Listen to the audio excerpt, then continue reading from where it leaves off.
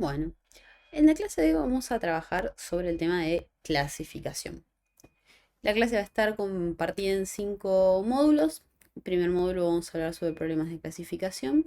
Luego vamos a hacer foco en la regresión logística. En el tercer módulo vamos a interpretar la regresión logística.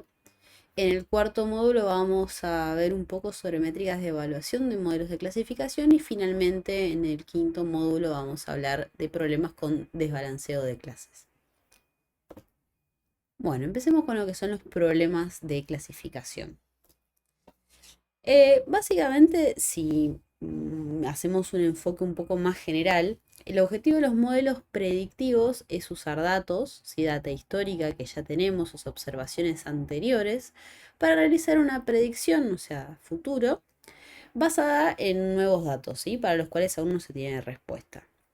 En términos matemáticos, podemos pensar a los modelos predictivos como una función que busca consumir variables de input, ¿sí? Un vector de features o un conjunto de distintas variables, para calcular el valor de una variable objetivo, ¿sí? Una variable output y sería una función f de x que nos devuelve una variable y. Este enfoque se conoce como una aproximación, como la aproximación funcional. Y el universo de problemas que buscan solucionar con este método se puede dividir en dos, que son los problemas de regresión, que es lo que estuvimos viendo hasta ahora, y los problemas de clasificación. Ahora vamos a hablar un poco más justamente sobre este segundo grupo. Los problemas de clasificación, ¿sí? Lo que consisten es en un proceso o una tarea que busca identificar mediante el uso de un modelo, que también a veces se llama clasificador, a qué conjunto de categorías o de clases pertenece un determinado objeto, una determinada observación, a partir de su vector de características, ¿sí? De sus features, de sus X, ¿sí? De acuerdo al enfoque funcional. A diferencia de lo que vimos hasta ahora para regresión, el objetivo de los modelos de clasificación no es predecir una función en forma continua, no es un valor específico, sino una clase. Yo quiero decir esto es blanco o esto es negro, o sea, no quiero dar, digamos, un número continuo, sino que quiero hacer una diferencia clara entre grupos. Algunos ejemplos en los cuales usamos los modelos de clasificación son detección de fraude, un target para marketing, cuando en una campaña publicitaria se dice, bueno, a esta persona le vamos a pasar esta pauta y a esta persona le vamos a pasar esta otra pauta, diagnósticos médicos por imágenes, clasificación de imágenes, son un montón de tareas en las cuales queremos predecir una clase, queremos darle a nuestro clasificador un objeto y preguntarle, bueno, ¿y esto qué es? Y que nos devuelva una respuesta. El proceso de clasificación básicamente consta de dos pasos principales y que están subdivididos internamente, pero hagamos foco en los pasos principales, que es el proceso de aprendizaje o entendimiento, en el cual se construye el clasificador, aprendiendo un conjunto de entrenamiento compuesto por un conjunto de datos etiquetados con su clase correspondiente. Esto es bastante importante porque el tema de las etiquetas es fundamental. O sea, nosotros necesitamos tener etiquetas, o sea, todas nuestras observaciones tienen que tener una clase pegada que nos diga, bueno, este conjunto de variables corresponde con esta categoría, este otro con esta otra categoría y así sucesivamente. A veces este proceso etiquetado es un poco complicado, puede haber errores, puede ser un poco caro, o sea, es un tema en sí mismo el proceso de etiquetado de datos. Después, a continuación, viene lo que es el paso de clasificación. Cuando ya tenemos nuestro modelo, lo usamos para clasificar. Esto incluye lo que sería la evaluación del modelo, o sea, decidir, o sea, si efectivamente nuestro modelo está clasificando bien y, o sea, de acuerdo a la solución que nosotros le definimos, ¿sí? O sea, de acuerdo al objetivo que tiene el modelo, tenemos que decir, bueno, este modelo sirve para lo que yo lo propuse. A su vez también podemos llegar a necesitar definir un punto de corte específico. Ahora después vamos a conversar un poco mejor sobre lo que es un punto de corte, pero se incluye en este segundo paso. Una cuestión importante para aclarar es que las clases que queremos predecir poseen valores discretos y no ordenados. ¿Qué quiere decir esto? Yo tengo, imaginemos el contexto en el cual yo tengo tres clases, 1, 2 y 3. Ese 1, 2 y 3 es algo totalmente taxativo, o sea, es un número, pero en realidad no es un número. El orden no importa, no es que la clase 3 sea mayor que la clase 1, simplemente son etiquetas que se les ponen a las clases. Por ejemplo, vamos a ver un ejemplo de clasificación usando reglas. Acá tenemos 3 razas de perros, ¿sí? Tenemos los chihuahuas, los dachshunds y los beagles. Básicamente acá lo que estamos definiendo es una regla muy sencilla en la cual si el alto del perro es mayor a 7, o sea, se encuentra por arriba de la línea horizontal, es un beagle. Si el peso es menor a 3, ¿sí? A 3 kilos es un chihuahua y todos los demás son dachshunds.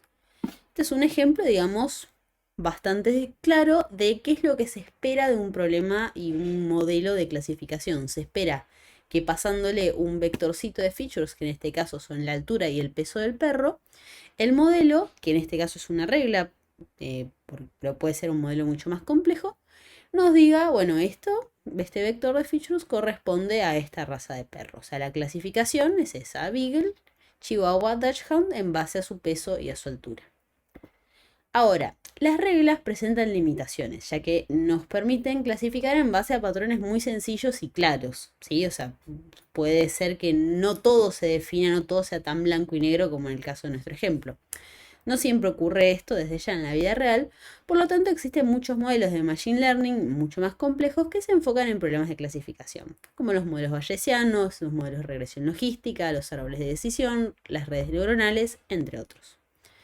Estos modelos que buscan predecir la probabilidad de que una observación pertenezca o no a una determinada clase. Y acá estoy introduciendo el concepto de probabilidad. Los modelos en sí no dicen esto es blanco o esto es negro. Lo que nos están diciendo es la probabilidad de que esta observación sea blanca es de tanto.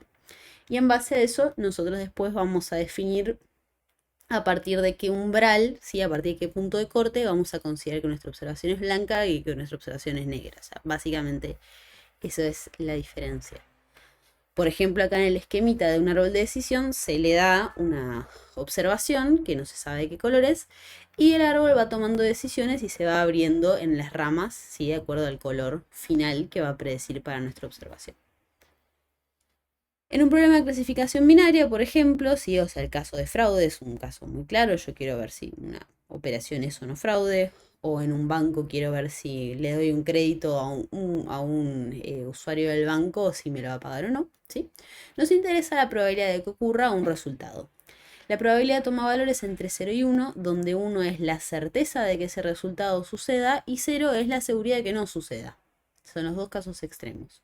Si un modelo es bueno, va a asignar valores de probabilidad altos a los casos positivos, a los unos, ¿sí? Cuando yo digo positivo es lo mismo que decir 1, y bajos a los negativos, que son los ceros, ¿sí? Es lo mismo. Va a ser importante definir un punto de corte a partir del cual los valores que devuelve el modelo serían 1, 0, porque repito que el modelo no devuelve unos y ceros, sino que devuelve la probabilidad entre 0 y 1. Y en base a cómo es la distribución de esa probabilidad, vamos a definir un punto de corte para decir de acá para allá es 1 y de acá para allá es 0. El default es 0,5, pero puede que a veces no sea el mejor punto para nuestro problema. Y ahora veamos un tema que nos interesa, que es por qué el modelo lineal acá ya empieza a fallar, ¿sí? En primer lugar, las regresiones lineales predicen valores en forma continua, no probabilidades. O sea, entonces estos valores pueden estar fuera del rango 0 y 1, ¿sí? Como en este caso que vemos que va de hasta -2 y hasta 1,2. Los modelos lineales entonces no van a ser recomendables para realizar tareas de clasificación. A su vez, los modelos lineales no podrían aplicarse a una clasificación multiclase. Por ejemplo, es lo que conversábamos antes, que nombrar las clases como 2, 3, etc. generaría una relación forzada entre las variables y el output. Dijimos recién que asignarle 2 o 3 a una clase no quiere decir nada, o sea, no quiere decir que el grupo 1 sea menor al 2 ni menor al 3 o que tenga mayor peso, o sea, no es así. Entonces, asignar 1, 2 y 3 al output puede generar una relación forzada entre variables.